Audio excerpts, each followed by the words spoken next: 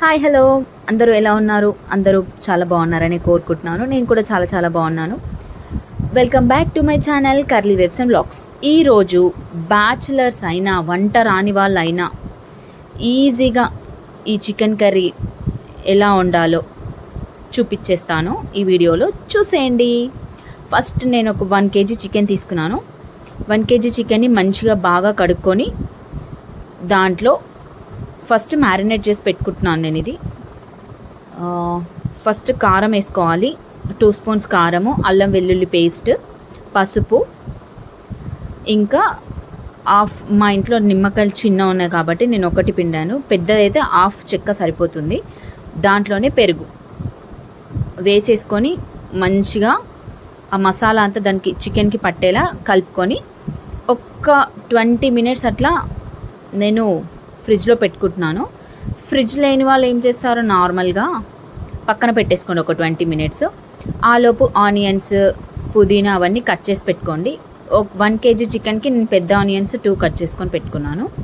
చూసారా, మంచిగా కలుపుకొని మ్యారినేట్ చేసి పెట్టేసుకుంటున్నాను. మ్యారినేట్ చేసుకొని ఫ్రిడ్జ్లో పెట్టేశాను ఒక 20 మినిట్స్ తర్వాత. ఇప్పుడు చికెన్ వండే పెద్ద గిన్నె తీసుకొని దాంట్లో 3 స్పూన్స్ ఆయిల్ వేయాలి. ఆయిల్ వేడెక్కగానే నేను ఏం చేస్తున్నానంటే ఫస్ట్ కొంచెం సాజీరా అంటే ఇక బిర్యానీ మసాలాలు, సాజీరా, లవంగాలు, ఇలాచి, దాల్చిన చెక్క, బిర్యానీ ఆకు అది వేసి మంచిగా అవి ఫ్రై అయ్యాక ఇప్పుడు మనము కొంచెం పసుపు వేసుకోవాలి. ఆయిల్లో ఆల్రెడీ కర్రీలో వేసుకున్నాము, కానీ ఇక్కడ కూడా కొంచెం వేసుకుంటున్నాను నేను. ఇప్పుడు 2 పెద్ద ఆనియన్స్ కట్ చేసి పెట్టుకున్నాను చెప్పాను కదా, అవి వేసేసాను. అవి ఆనియన్స్ మంచిగా ఫ్రై అయిన తర్వాత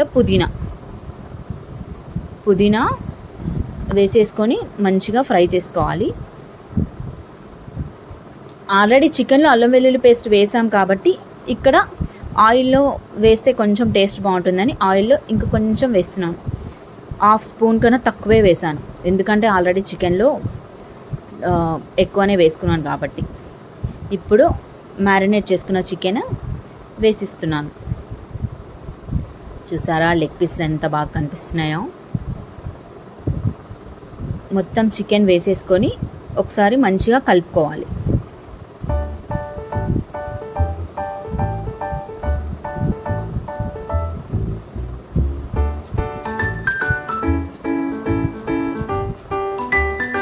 చూసారా మంచిగా కలిపేసుకున్నాను ఆ ఆయిల్లో. ఇప్పుడు మూత పెట్టేసుకొని ఒక్క 5 మినిట్స్ తర్వాత మధ్యలో కలుపుతూ ఉండాలి, లేకపోతే చికెన్ అడుగంటిపోతుంది. ఇట్లా నార్మల్గా కలుపుకొని ఆయిల్లోనే చాలాసేపు ఫ్రై చేయాలి చికెన్, ఎందుకంటే నీసు వాసన రాకుండా ఉంటుంది. మళ్ళీ కొంచెం సేపు మూత పెట్టేసుకున్నాను. మళ్ళీ ఒక 10 మినిట్స్ తర్వాత చూసారా చికెన్ ఎలా ఉడికిపోతుందో.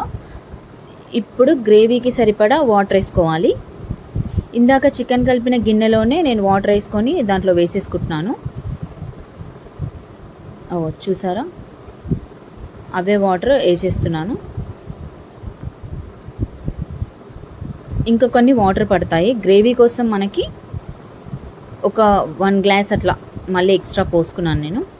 ఒక్కసారి కలుపుకొని దాంట్లోనే కొంచెం ధనియా పొడి వేసుకోవాలి. ధనియా పౌడర్ వేస్తున్నాను గ్రేవీ చిక్కబడ్డానికి. నేను ఎక్కువ గరం మసాలా కన్నా ధనియా పొడే వాడతాను. దీంట్లోకి చికెన్ మసాలా వేయాల్సిందే. గ్రేవీ కొందరు కొబ్బరి పౌడర్ అది కూడా వేసుకుంటారు, కొందరు పల్లీ పౌడర్ వేసుకుంటారు, కొందరు కాజు పేస్ట్ వేసుకుంటారు. కానీ ధనియా పౌడర్తోనే మంచి టేస్ట్ ఉంటుంది. అవేంటంటే చిక్కపడడానికి, ఇది కూడా చిక్కపడుతుంది, కానీ పల్లి పౌడర్ వేసిందంటే కర్రీ కొంచెం తీయగా అవుతుందని చెప్పి నేను ఎప్పుడు పల్లీల పౌడర్ వేయను. కొంచెం సరిపడా ఉప్పు కూడా వేసుకొని మూత పెట్టేసుకున్నా. చూసారా ఎంత బాగా ఉడికిపోయిందో. అంతే, ఒక 20 నిమిషాలు పడుతుంది అంతే చికెన్ కర్రీ. ఇది బ్యాచిలర్స్ అయినా వంట రాని వాళ్ళైనా ఈజీగా వండుకోవచ్చు. అంతే, గరం గరం చికెన్ కర్రీ రెడీ. దింపే ముందు కొంచెం చికెన్ మసాలా వేసేసుకొని దింపేసుకోండి. Thanks for watching. బాయ్.